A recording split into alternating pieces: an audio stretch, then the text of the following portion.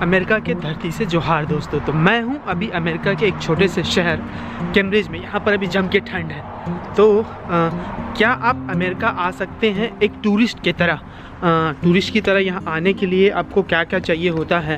क्या कोई जो काम कर रही है वही बस आ सकती है, या बहुत पैसा चाहिए, या उसके वीज़ा की क्या प्रोसेस है, क्या क्या करना पड़ता है? तो उसके बारे में मैं इस वीडियो में आपको बताने वाला हूँ। तो आप वीडियो को आखिरी तक देखते रहना।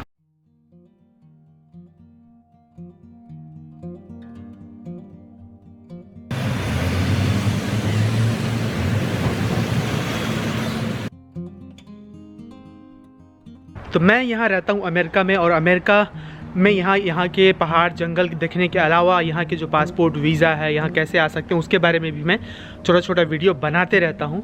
खासकर उनके लिए जो छोटे गाँव से हैं, छोटे कस्बों से हैं। अगर आप बहुत पढ़े लिखे हैं, बड़े शहर में रहते हैं तो आपको तो सब गूगल कर सकते हैं, लेकिन जो छोटे शहर के लोग हैं, मैं खुद गाँव से हूँ, तो मेरी कोशिश रहती है उन तक ये बात पहुँचे। तो मैं इसको छोटे छोटे स्टेप में बताऊँगा।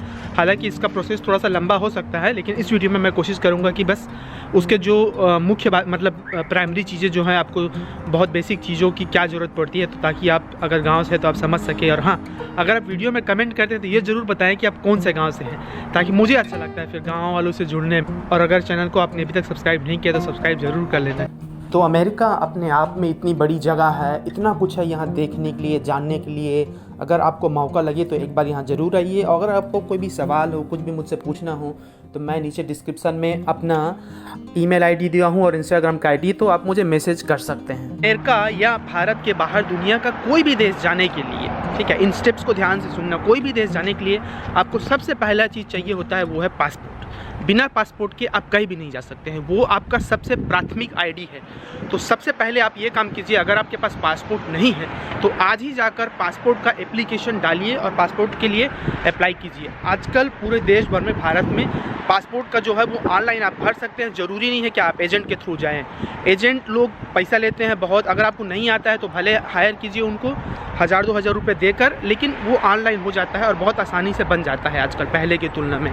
जब मैं गया था तब तो मुझे बहुत दिक्कत हुई थी, लेकिन जो भी है, तो आप सबसे पहला काम वही कीजिए, अपना पासपोर्ट बनवा लीजिए। अब पासपोर्ट बन के अगर तैयार हो गया है, पासपोर्ट के बनवाने में लगभग 5 से 8 हज़ार के बीच में खर्चा हो सकता है कुल मिलाकर, तो आप वो बनवा लीजिए। अगर पासपोर्ट आपका बन गया है तो उसके बाद आपको क्या करना है, उसके बाद ही पूरी प्रक्रिया। तो अमेरिका आने के लिए बहुत सारे वीज़ा हैं, बहुत सारे तरीके हैं, लेकिन जो दो मुख्य तरीका है उसको इस तरीके से समझ सकते हैं कि 2 तरीके का होता है वीज़ा। एक होता है नॉन इमिग्रेंट वीज़ा और एक होता है इमिग्रेंट वीज़ा।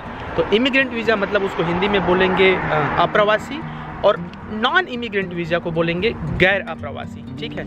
तो इमिग्रेंट वीज़ा उस तरीके का वीज़ा है जो यहाँ परमानेंट रहने के लिए आ रहा है, और जो नॉन इमिग्रेंट वीज़ा है वो है जैसे कोई यहाँ अपना इलाज कराने आना चाहता है, कोई घूमने आना चाहता है, या पढ़ने आना चाहता है, उन सब चीज़ों को नॉन इमिग्रेंट वीज़ा बोलते हैं। तो हम आज इस वीडियो में सिर्फ नॉन इमिग्रेंट वीज़ा, वो भी जो टूरिस्ट वीज़ा है, उस पर बात करेंगे। जैसे मैंने बताया कि यहाँ आने के सैकड़ों कारण हो सकते हैं, लेकिन हम सिर्फ एक टूरिस्ट के तौर पर यहाँ जो आते हैं उसी वीज़ा के बारे में हम बात कर रहे हैं कि क्या आप आ सकते हैं और उसके लिए क्या क्या फॉर्म चाहिए होता है। ये जो नॉन इमिग्रेंट वीज़ा है, जिसको B1 B2 वीज़ा भी बोलते हैं, इसी वीज़ा के अंतर्गत आप एक टूरिस्ट के तौर पर अमेरिका आ सकते हैं। तो इसका जो प्रक्रिया है वो इस तरीके से शुरू होता है। नंबर 1, सबसे पहले आप ये काम कीजिए कि आप US डिपार्टमेंट ऑफ स्टेट का एक ऑफिशियल वेबसाइट है, उनके वेबसाइट में जाइए और वहाँ से आप एक एप्लीकेशन ले सकते हैं। उसको बोलते हैं DS-160, वो फॉर्म का नाम है एप्लीकेशन का, ठीक है।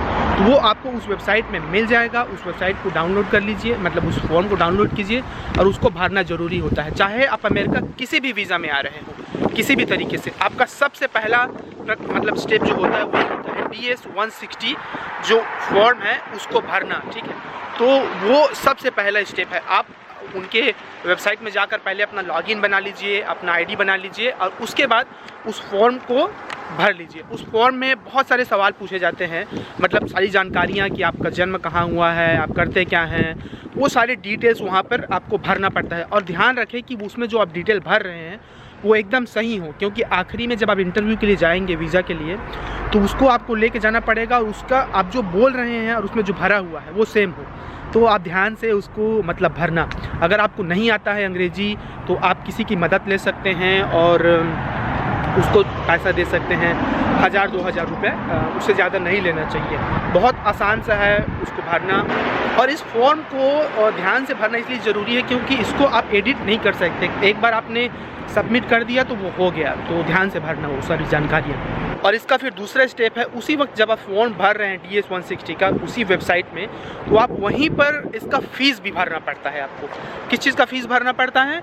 इस जो वीज़ा के लिए जो एप्लीकेशन आप डाल रहे हैं उसके लिए उसका फ़ीस जो है वो तकरीबन होता है $160, ठीक है। 100 मतलब वो अलग अलग देश में अलग अलग हो सकता है, लेकिन भारत में इस वीज़ा के लिए, टूरिस्ट वीज़ा के लिए लगभग $160 लगता है, जो कि 11 से 13 हज़ार के रुपए के बीच में उसका होता है, ठीक है। वो अलग से और कहीं पर कोई एजेंट आके बोलता है कि मैं तुमको वीज़ा दिलवा दूंगा 10 लाख में, 5 लाख में, तो वैसा नहीं होता है, ठीक है। वो फालतू चीज़ है। सब चीज़ बहुत स्ट्रेट फॉरवर्ड है। आप उनके वेबसाइट में जाइए, इस फॉर्म को भरिए और वहीं पर आप पैसा दे सकते हैं ऑनलाइन, या उनके जो वेबसाइट है उसमें लिस्ट दिया हुआ है कि कौन से बैंक में भी आप जाके डायरेक्ट वहाँ से डिपॉजिट कर सकते हैं। तो सब कुछ जानकारी उस वेबसाइट में आप जाके देख सकते हैं। किसी एजेंट के चक्कर में मत आइएगा, कोई एजेंट आपको नहीं दिलवा सकता है। तो पहला काम, आपने उस फॉर्म को भरा, DS-160 फॉर्म को, फिर आपने फ़ीस दिया। फिर आपको एक और काम करना होता है वहीं पर कि इंटरव्यू के लिए डेट आपको वहाँ पर चुनना होता है। उसमें ऑप्शंस होते हैं, ठीक है। तो 2 तरीके के इंटरव्यू के लिए आपको डेट चुनना होता है। एक होता है कि पहला जो बायोमेट्रिक्स के लिए, बायोमेट्रिक्स क्या होता है उसके बारे में मैं बताऊंगा अभी, कि आपका फिंगरप्रिंट लिया जाता है, आपका फ़ोटो लिया जाता है। उसके लिए पहले एक अपॉइंटमेंट डेट चुनना पड़ता है, और दूसरा वीज़ा के इंटरव्यू के लिए, ठीक है। तो 2 डेट वहाँ पर चुनना पड़ता है, और जगह का नाम उनके वेबसाइट में लिखा होता है। भारत में जो अमेरिका के वाणिज्य दूतावास है, जो अमेरिकन जो काउंसलेट है, जो एम्बेसी है, वो 5 जगह पर है भारत में, ठीक है। दिल्ली, मुंबई, चेन्नई, कोलकाता और हैदराबाद। तो इन 5 जगहों में से जहाँ पर भी आपका नज़दीक हो या जो सुविधाजनक हो, वहाँ का जगह चुन लीजिए। हाँ, और ध्यान रहे, जैसे मैंने बताया कि दोनों अपॉइंटमेंट जो है एक ही दिन नहीं होता है, कुछ दिनों का गैप होता है। तो जो आपके लिए सुविधाजनक हो आप वो डेट वहाँ पर तय कर लीजिए। तो पहला स्टेप यही होता है, आपने फॉर्म भरा, फ़ीस दिया, और फिर जगह चुना कि कौन से जगह पे आपको इंटरव्यू के लिए जाना है। तो अब दूसरा स्टेप आता है उसका कि आपको जो वीज़ा एप्लीकेशन सेंटर होता है उसमें उसका पता वगैरह सब लिखा रहता है। जो आप फॉर्म भर रहे होते हैं, जब आप वो अपॉइंटमेंट बनाते हैं उसी वक्त वहाँ पर लिखा होता है। तो वो जो भी आप फॉर्म भर रहे हैं उसका कॉपी सेव कर लीजिए। आपके पास एक्स्ट्रा 1 या 2 कॉपी होना ज़रूरी है। अगर मान लो गुम हो गया, कुछ हो गया, तो ज़रूरी है कि ईमेल में भी सेव करो और उसका एक हार्ड कॉपी भी रख लो, ठीक है। तो आप बायोमेट्रिक्स जो अपॉइंटमेंट है उसके लिए जो वीज़ा एप्लीकेशन सेंटर है, जो एड्रेस दिया हुआ है, वहाँ पर आप जाते हैं, और टाइम जो दिया गया है उससे आधा घंटा 1 घंटा पहले चले जाइए। भले वेट कर लीजिए, लेकिन आप वहाँ पर टाइम पे ही पहुँचे। हालांकि ये जो बायोमेट्रिक्स जो है उसके लिए टाइम बहुत नहीं लगता है, लेकिन 5-6 मिनट का ही काम होता है, लेकिन घंटा भर लग जाता है अगर लंबा लाइन हो तो। उसके लिए आपको क्या करना पड़ेगा, आपको पासपोर्ट लेके जाना पड़ेगा, और आपने जो भी अपॉइंटमेंट का जो कन्फर्मेशन मिला है आपको वो चाहिए होगा, और फ़ोटो ध्यान रखना, फ़ोटो बहुत ज़रूरी है। और फ़ोटो किस साइज़ का चाहिए, जहाँ पर भी अमेरिका के फॉर्म भरने के लिए, वीज़ा के लिए फ़ोटो मांगा जाता है, तो उनके वेबसाइट में, जो मैंने वेबसाइट बताया था उसका लिंक मैं डिस्क्रिप्शन बॉक्स में भी अपना दूंगा, तो वहाँ पर भी जाके देख सकते हो कि उनका एक स्पेसिफिक रिक्वायरमेंट होता है कि कौन से साइज़ का फ़ोटो होना चाहिए और कौन से कलर का होना चाहिए, तुम्हारा चेहरा उसमें कितना दिखना चाहिए, वो सब होता है। तो आप एकदम ध्यान से उसको फॉलो करिए और वैसा ही फ़ोटो आप रखे रहिए। एक्स्ट्रा फ़ोटो रख लीजिए, और जो चिपका रहे हैं उसमें भी उसी तरीके का फ़ोटो हो जो वो मांग कर रहे हैं, ठीक है। वो बहुत स्पेसिफिक होता है, आपका जो भारत में जो पासपोर्ट साइज़ फ़ोटो होता है उससे बहुत अलग होता है। और अगला जो स्टेप है, जो कि सबसे फाइनल और बहुत महत्वपूर्ण स्टेप है, वो ये है कि आपको वीज़ा इंटरव्यू के लिए जाना पड़ता है। यहीं पर तय होता है कि आपको अमेरिका आने के लिए वीज़ा मिलेगा या नहीं मिलेगा। तो उसके लिए आपको जो भी सपोर्टिंग डॉक्यूमेंट्स है वो सब आपको लेके जाना पड़ता है, ठीक है। तो उसके लिए क्या वीज़ा इंटरव्यू में क्या क्या पूछा जाता है उसके लिए मैं एक अलग से वीडियो बनाऊंगा, लेकिन अभी वीडियो लंबा हो जाएगा, तो बस इतना ही बताना था कि इसकी प्रक्रिया क्या है। तो आप वहाँ पर जब जा रहे हैं वीज़ा इंटरव्यू के लिए, तो जितने भी सपोर्टिंग डॉक्यूमेंट्स हैं, आपने जो DS-160 फॉर्म भरा था उसका कापी, पासपोर्ट का ऑब्वियसली, और जो भी आपका बर्थ सर्टिफिकेट है, अगर वो हिंदी में है तो उसका अंग्रेज़ी में मतलब ट्रांसलेशन करा के उसका एक कॉपी बना लीजिए, उसको नोटरी करवा लीजिए। और बैंक स्टेटमेंट जो है आपका पिछले 6 महीने का, चाहे अगर आप नहीं काम कर रहे हैं, अगर बैंक खाता नहीं है तो खुलवा लीजिए, अभी से तैयारी शुरू कर दीजिए। और यहाँ अमेरिका आने के लिए कितना पैसा लगेगा, कितना पैसा आपके खाता में होना चाहिए, वो मैं आपको रफ़ नंबर दे रहा हूँ कि तकरीबन 7 लाख तो आपके खाता में होना चाहिए। वो अच्छी बात है, मतलब जितना ज़्यादा हम सपोर्टिंग डॉक्यूमेंट दें उतना ही अच्छा रहता है। वो बस ये जानना चाहते हैं जो ऑफिसर है वहाँ पर जो इंटरव्यू लेते हैं कि क्या आप अमेरिका में रुक जाएंगे यहीं पर कि वापस जाएंगे। वो चाहते हैं कि आपके पास इनफ डॉक्यूमेंट्स हो जो ये दिखाता हो कि आप वापस वहाँ जाएंगे, क्योंकि उनका अजम्पशन ये रहता है पहले से, मतलब वो लोग ये सोचते हैं कि जो भी अमेरिका आ रहा है वो यहीं रुक जाएगा, और वो ये नहीं चाहते हैं। इसलिए आपको वो सारे डॉक्यूमेंट्स के पीछे उनका कारण वही है मांगने का कि आप वापस अपने देश आएंगे। तो एक तरीके से आपको वो सब डॉक्यूमेंट्स इसीलिए सबमिट करना पड़ता है। तो जितना ज़्यादा आप दिखा सकते हैं, आपके पास ज़मीन है, आपके पास वहाँ बिज़नेस है या जो भी है, अगर आप नौकरी करते हैं तो एक लेटर लिखा हो जो आपके जो एम्प्लॉयर है उनके द्वारा कि यहाँ काम करता है, तो वापस तो आओगे ही ना, काम है तो वो सब बहुत हेल्पफुल रहता है। तो ये सब आप रख लिए रहो एक्स्ट्रा कॉपी, ठीक है। जो मांगेगा वो दिखाओ, लेकिन रख लिए ज़रूर हो, ताकि आप अगर मान लो मैं जैसे छोटे गांव से हूँ, अगर आप बहुत छोटे गांव से हैं, बहुत छोटे जगह से गए हैं, तो आप फिर से तो वापस आ जा नहीं सकते ना, क्योंकि इन्हीं 5 जगह में बस इंटरव्यू होता है। तो आप सब डॉक्यूमेंट्स रख लीजिए। और उस दिन वीज़ा जो इंटरव्यू होता है उसी दिन अब पहले बात ये है कि आप घबराइए मत, कॉन्फिडेंस रहिए, और किसी भी एजेंट के बहकावे चक्कर में मत आइए। कुछ एजेंट नहीं तय कर सकता है, बहुत स्ट्रेट फॉरवर्ड होता है जैसे मैंने बताया। तो आप उस दिन जाओगे तो वहाँ पर भी टाइम पे पहुँच जाइए, और 1 घंटा 2 घंटा पहले ही पहुँच जाइए मैं तो बोलता हूँ। और फिर जाकर वहाँ पर उस दिन जो इंटरव्यू होगा वो भी बहुत 5 से 15 मिनट के बीच में ख़त्म हो जाएगा इंटरव्यू। लेकिन कभी कभी जैसे उनको एक्स्ट्रा डॉक्यूमेंट चाहिए, कुछ शक हुआ और कुछ हुआ तो थोड़ा लंबा समय लग सकता है।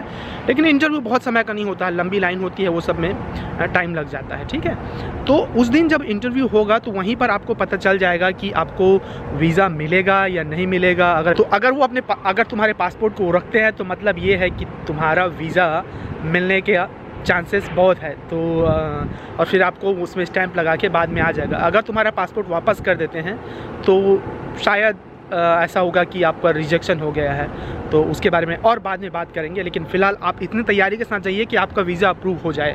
और कुछ बातें ये हैं कि क्या जो काम नहीं करते हैं वो घूमने आ सकते हैं? बिल्कुल आ सकते हैं। जो हाउसवाइफ है वो भी आ सकते हैं। जो काम नहीं करते हैं, जो बेरोज़गार हैं, या डेयरी फार्म चलाते हैं, या सिर्फ घूमना चाहते हैं, अमेरिका को देखना चाहते हैं, तो हर कोई आ सकता है।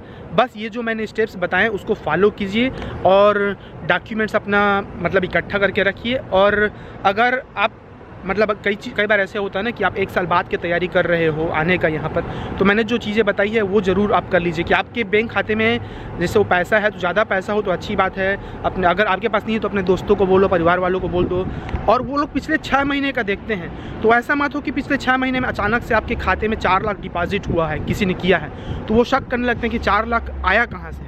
इसलिए अगर आप 6 महीने बाद का प्लान कर रहे हैं तो अभी से उसमें पैसा डाल दिए रहिए, ताकि वो पिछले 6 महीने का बस स्टेटमेंट देखेंगे, ठीक है। और अगर आपके पास बैंक वो नहीं है, जैसे काम नहीं है, तो आप अपने पति का दे सकते हैं या अपने पत्नी का दे सकते हैं जो काम पे हैं, या बिज़नेस का अगर आप रियल एस्टेट ओन करते हैं, या किसी भी तरीके का, ठीक है, तो खेत का या किसी भी चीज़ का, ताकि जिससे लगे कि आपके पास उतना पर्याप्त पैसा है। और अगर आप यूएस में किसी को जानते हैं तो उनके द्वारा भी कई बार वो लोग भी आपको बुला सकते हैं ना घूमने के लिए अपना घर, तो उनके तरफ से भी कई बार अगर उस तरीके का आपका पहचान हो तो हेल्पफुल रहता है। अगर उनको भी कुछ फॉर्म देना पड़ता है, लेकिन नहीं भी हो तो भी आप अकेले इंडिविजुअल तौर पर या परिवार के साथ भी यहाँ अमेरिका आ सकते हैं। तो एक बार मैं फिर से रिपीट कर देता हूँ कि क्या क्या प्रोसेस है। सबसे पहला काम कीजिए, जाके पासपोर्ट बनवाइए, अभी के अभी तुरंत कल ही पासपोर्ट बनवा लीजिए। पासपोर्ट चाहे मैं अमेरिका आना चाहते हो नहीं आना चाहते हो, सबसे पहली चीज़ है वो। उसके बाद आप उनके वेबसाइट में जाकर, जो वेबसाइट का लिंक मैं नीचे दे रहा हूँ, वहाँ पर जाकर आप TS जो 160 फॉर्म है उसको भरिए। वहीं पर आपको फ़ीस भी देना पड़ेगा।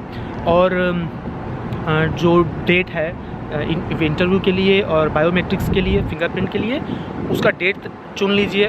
फिर अगला जो स्टेप होगा वो बायोमेट्रिक्स के लिए आपको जाना पड़ेगा, जो सेंटर का दिया रहेगा वहाँ पर। उसके बाद वीज़ा इंटरव्यू के लिए, फिर आपका वीज़ा अप्रूवल होगा। तो ये 4 स्टेप्स हैं, तो आप इसको फॉलो कीजिए। और मेरी ओर से शुभकामनाएँ कि अगर आप छोटी जगह से हैं तो आप यहाँ अमेरिका आएँ। और मैं तो यहाँ रहता हूँ, मैं होस्ट भी कर लूँगा अगर आप यहाँ आए तो। और ठीक है, बाकी फिर बहुत सारी शुभकामनाएँ। और तो अभी यहाँ अमेरिका में अब शाम ढल रही है, रात होने वाली है। तो आज की वीडियो में बस इतना ही। अगले वीडियो में हम फिर मिलेंगे एक नई जानकारी के साथ, एक नए जगह में अमेरिका की। ठीक है, अपना ख्याल रखना, फिर जोहार।